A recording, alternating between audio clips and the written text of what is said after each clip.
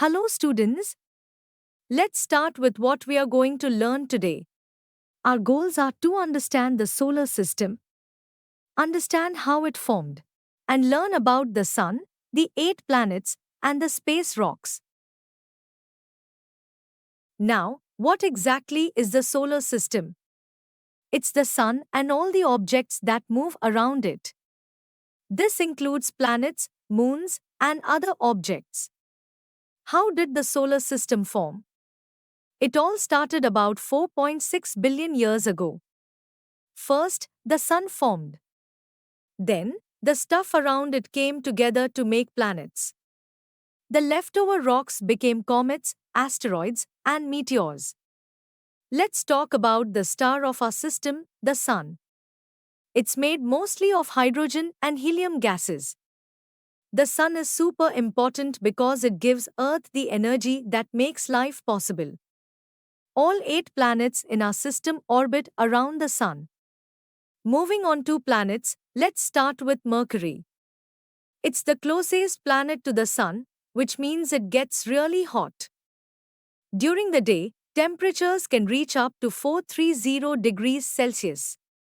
That's hotter than your oven at home. Next up is Venus. Venus is the second planet from the Sun. It is between Mercury and Earth. Even though it is farther from the Sun, Venus gets hotter than Mercury during the daytime.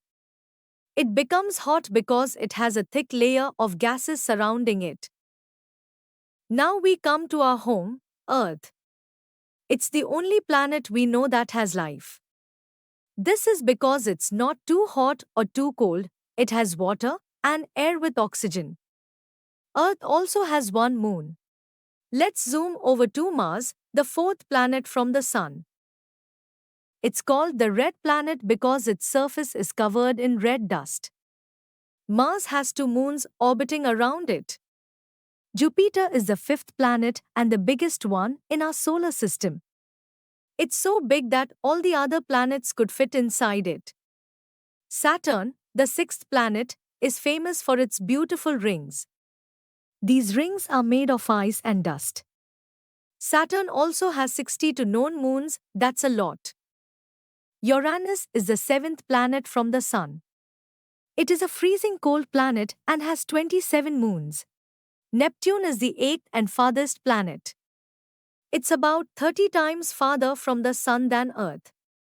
Beyond Neptune, we find dwarf planets, asteroids, and comets.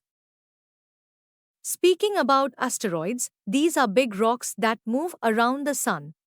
They're covered in a layer of fine rock and dust called regolith. Asteroids often have craters or holes from bumping into other space objects. And that is what our solar system is made of. Now let's focus on the Earth. Our planet is beautiful now, but it didn't always look like this. Scientists think Earth started as a huge ball of hot gases. As it spun, the outside cooled down and became hard. Even today, while the surface is solid, the inside is still hot and melty. Earth has 3 main layers, the crust on the outside, then the mantle, and the core at the center. The core is super hot and under a lot of pressure. Earth has 2 important movements. The first is rotation, which means the Earth rotates on its own axis from west to east. Axis is an imaginary line running from the North Pole to the South Pole. The Earth's axis is tilted at an angle of 23.5 degrees. The rotation of the Earth causes day and night. The second movement is revolution. This is when the Earth goes around the Sun in its own orbit. This is called revolution. It takes 365 days to complete one revolution. This duration is called a solar year. The revolution of the Earth around the Sun causes seasons. Here's a cool fact. An imaginary line called the equator divides Earth into 2 halves, the northern hemisphere and the southern hemisphere. Let's talk more about day and night. As Earth rotates, the side facing the Sun is bright, daytime, while the other side is dark, nighttime. Different parts of Earth move in and out of sunlight as it spins. As Earth rotates, different areas have different times. For example, when it's day in India, it's night in America because they're on opposite sides of the planet. Now, on to seasons. It's warmer in summer than in winter, and days are longer in summer.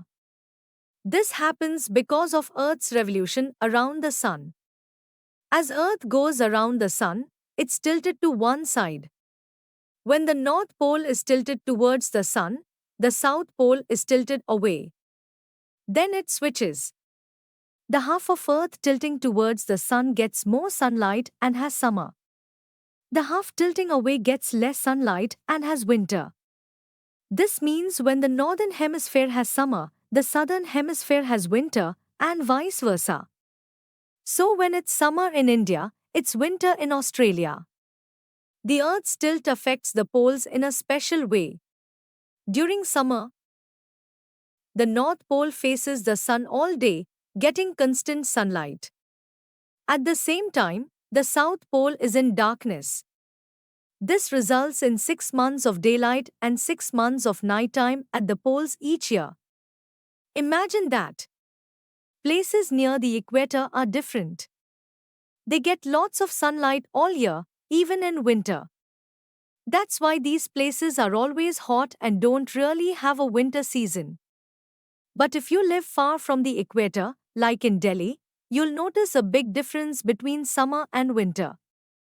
Places closer to the equator, like Chennai, don't have such big changes between seasons.